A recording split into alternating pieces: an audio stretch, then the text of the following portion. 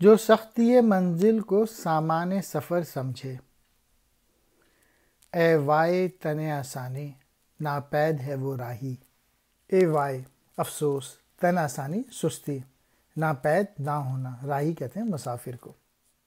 سختی منزل، جو کوئی بھی سفر کر رہا ہوتا ہے، زندگی ایک سفر ہے اور لائف جو ہے ڈیفیکلٹ ہے، لائف آسان نہیں ہے، اور اس ڈیفیکلٹی ہی کو، اس مشکلات ہی کو سامان سفر سمجھنا چاہیے۔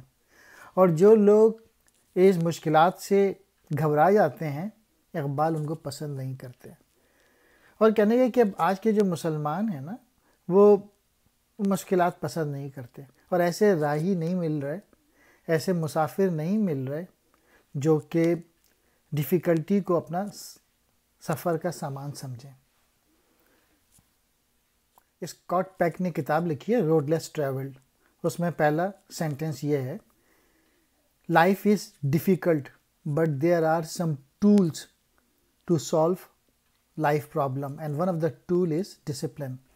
With no discipline, we can solve no problem. With some discipline, we can solve some problem. And with full discipline, we can solve all problem. تو جو آدمی ڈسپلن ہوگا جس کے اندر، وہ زندگی کی پرابلم سالو کر سکتا ہے۔